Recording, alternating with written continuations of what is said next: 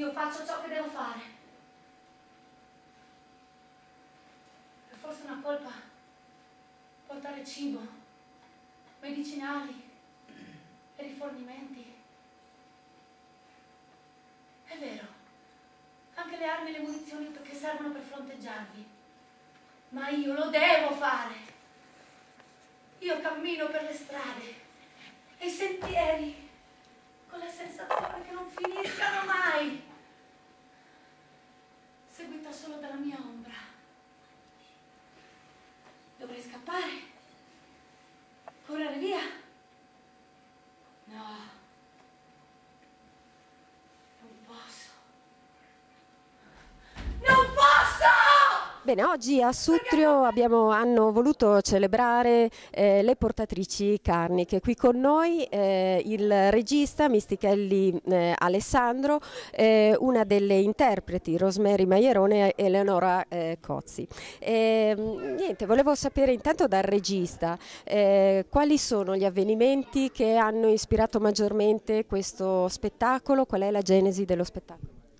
Allora, lo spettacolo nasce soprattutto per parlare delle donne carniche, non soltanto delle portatrici, ma di tutte quelle che sono state per noi comunque delle eroine, perché ci sono molte persone che hanno partecipato nelle due guerre comunque alla sopravvivenza di questa terra, delle famiglie, e anche delle persone che transitavano soltanto qui in Carnia, e abbiamo voluto dare un'immagine, un disegno che non fosse del classico eroe, cioè non quelli che sono sui libri di storia, non le persone con le medaglie al petto, ma bensì quelle che hanno un cuore in petto.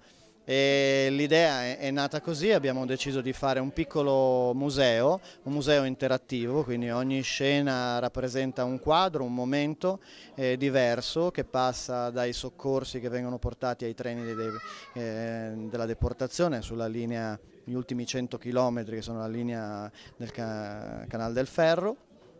Poi delle portatrici, perché sono un pezzo di storia effettiva della Carnia, e di tutte le piccole sofferenze che anche i bambini devono subire per colpe che non sono loro, e quindi diciamo che abbiamo cercato di raggiungere il nostro pubblico mettendoli al corrente di qualche cosa che non potessero trovare ovunque. Questo è il motivo per cui abbiamo scelto questo spettacolo. Allora, Ma se mi chiedete di fermarmi, io vi rispondo no.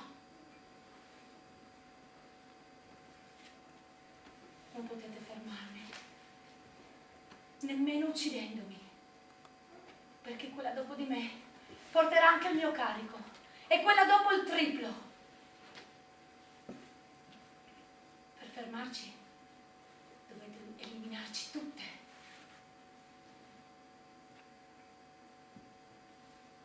allora, Rosemary Maieron è una diretta discendente di una delle portatrici carniche.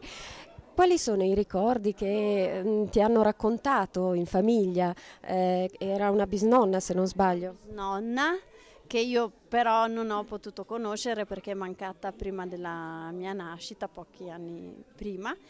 E niente, lei era comunque abbastanza grande perché comunque aveva sui 18 anni, c'erano portatrici, dobbiamo ricordare, molto più giovani, alcune anche dodicenni, e c'erano anche dei portatori, dei ragazzini di anche loro 10, 11, 12 anni che venivano appunto usati come dei muli, tra virgolette, per portare comunque su viveri, medicinali, bombe, rifornimenti d'armi, mangiare, cibo, biancheria pulita, perché poi le portatrici oltretutto a volte ritiravano la biancheria sporca.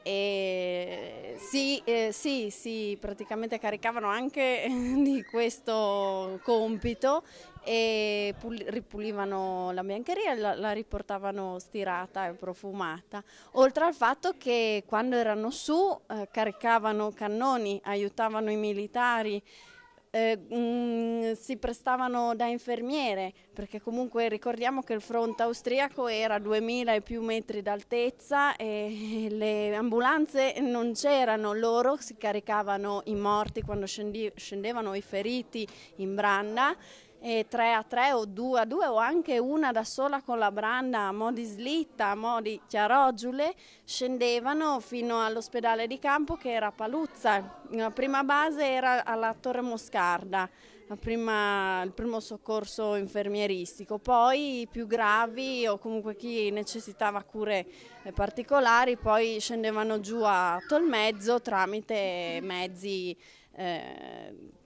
locomotori. E quindi loro insomma si davano da fare in tutti i modi e il cavalierato è stato dato a loro tramite una procedura che ha impegnato parecchie persone del luogo, tra cui anche mio nonno, a livello politico, ed è stato comunque assegnato loro molto tardi. Dimostrato. Una toccante interpretazione ci è stata regalata invece da Eleonora Cozzi, che però facciamo intervistare a una futura giovane giornalista che è Anna Bergomi, che abbiamo qui con noi e alla quale adesso passo il microfono. Io volevo chiedere ad Eleonora Cozzi che emozioni ha provato ad interpretare il ruolo di una portatrice carnica. È un'emozione fortissima, perché ho cercato di provare quello che veramente provavano loro, ma è impossibile, credo, no? Quanto hanno sofferto, quanto sono state forti queste donne. Infatti penso che ogni giorno noi, quando ci lamentiamo, dobbiamo pensare che quanto hanno sofferto e quanto noi siamo appunto fortunate a vivere in queste condizioni qui di benessere.